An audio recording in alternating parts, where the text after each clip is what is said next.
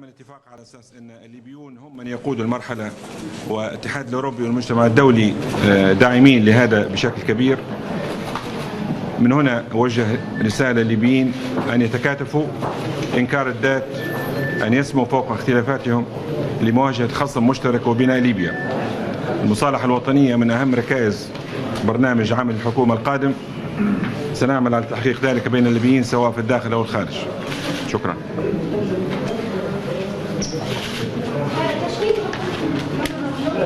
It is very important for me to be here أهميتي today. بمكان أن أكون معكم اليوم لكي أتقابل مع أصدقائي اليوم.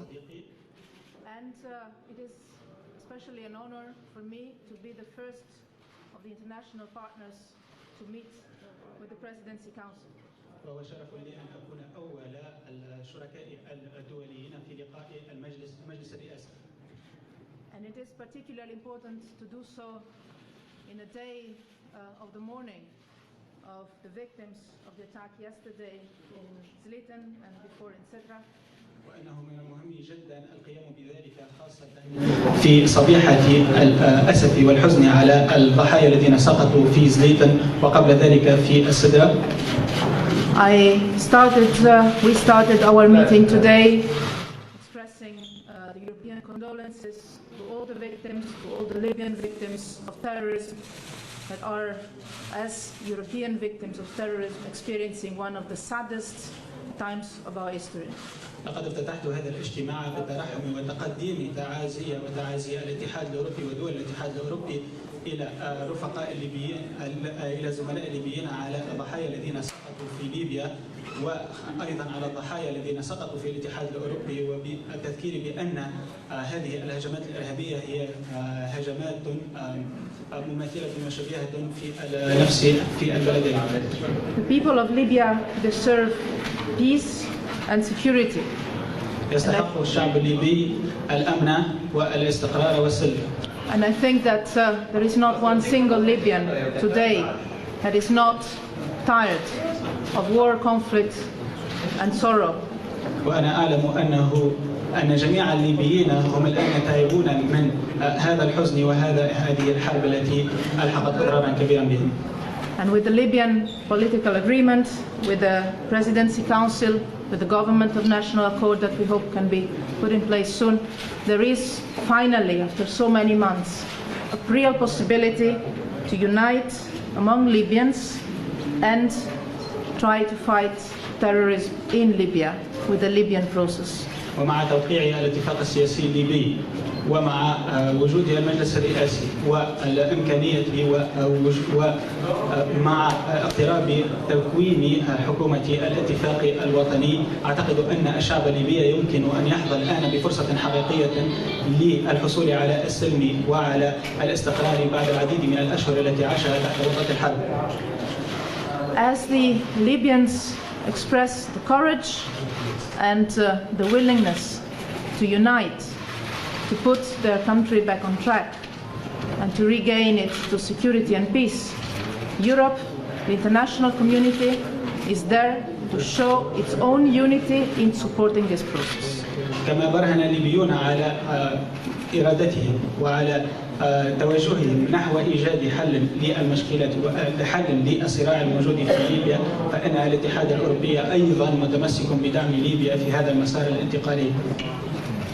And I am very satisfied with the meeting we just had, because for the first time after so many months we started discussing concrete ways of supporting the Libyan people in different fields. Very concrete discussions on the humanitarian support we can give, institution building, security track, all very concrete daily issues where the European Union cannot substitute but can support a Libyan leadership to take responsibility. وأنا راضية جدا على مجريات الحوار الذي عقدناه مع المجلس الرئاسي الليبي، خاصة وأن تطرقنا في هذا الحوار إلى العديد من المسائل الملموسة التي يمكن أن تكون أو تساعد الشعب الليبي على استعادة استقراره، مثل المساعدة الإنسانية وبناء قدرات المجالس البلدية، وأيضا بناء قدرات مختلف المؤسسات التي ستنبثق عن حكومة الوفاق الوطني. There are some things that the European Union has continued to do to support the Libyan people, in particular on humanitarian assistance, even in the most difficult times of the crisis, all over these difficult 2 years. هناك أشياء وصل الاتحاد الأوروبي القيام بها وتقديمها، خاصة في إطار المساعدة الإنسانية لليبيا في خلال هذه الأوقات الصعبة وخلال الأشهر والسنوات الماضية. But we have always indicated that there is much more that we are willing to do. We have 100 million euros that we already set aside for practical support, from the humanitarian activities to institution building, that is ready to be utilized immediately from day one of the Government of National Accord work. وقد أعربنا على استعدادنا لتوسيع قاعدة مثل هذه المساعدات. رصد الاتحاد الأوروبي حزمة تقدر ب100 مليون يورو كمساعدات للليبيين مباشرة للليبيين بعد إرساء وتكوين حكومة الوفاق الوطني. Obviously, priorities, the what, the how, the when, need to be defined by the Libyan authorities, and we started this discussion today. I am particularly glad about that, because it becomes real, it starts to become real. كما تعلمون أن الأولويات هي يجب تحديدها من المجلس الرئاسي ومن حكومة الوفاق الوطني، ولكن ما لمسناه من خلال هذا الحوار هو أن هذه الأولويات بدأت تتبلور. The security situation is still extremely challenging. The access for the concrete delivery of the support is going to be still a challenge. We have decided that our teams will continue to work very closely together to make all these projects happen in the near future. نعلم أن المسألة الأمنية ما زالت تشكل تحديا كبيرا، وأيضا النفاذ إلى المناطق المتضررة ما زال يشكل صعوبة. لذا فقد تحاورت مع أعضاء المجلس الرئاسي حول هذه المسألة وما هي الأوجه التي يمكن أن نقوم بها أو يقوم بها فريقان من أجل تذليل مثل هذه الصعوبات.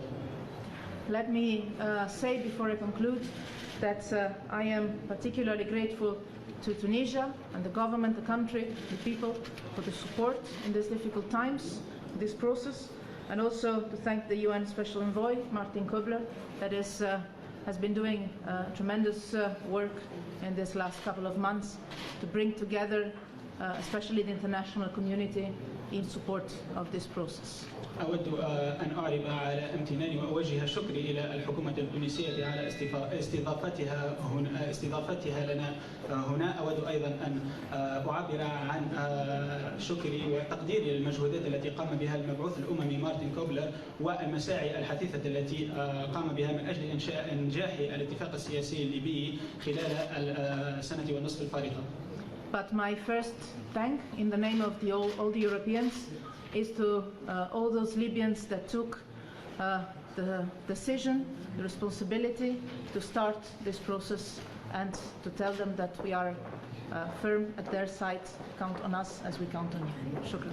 وأيضا أود أن أعرب عن دعمنا للزملاء الليبيين وللأشخاص الذين تولوا مثل هذه المسؤولية، وأن نعرب عن أننا دائما داعمون لهم. شكرا. ملاحظة أخيرة، المجلس الرئاسي التزم بشكل كامل ونعمل على الالتزام بالاستحقاقات الزمنية بتشكيل حكومة حسب ما ورد بالاتفاق السياسي. فأطمئنكم من الناحية هذه، أود أطمئن الجميع. شكرا. I would like to assure you that the Presidential Council have met and we are deliberating on the different aspects of the GNA formation, and we are decisive to continue this process. Thank you. قريبا إن شاء الله. Can you check أقرب ما Can you check hands, please? Check hands, please. Yeah. That's the easy part.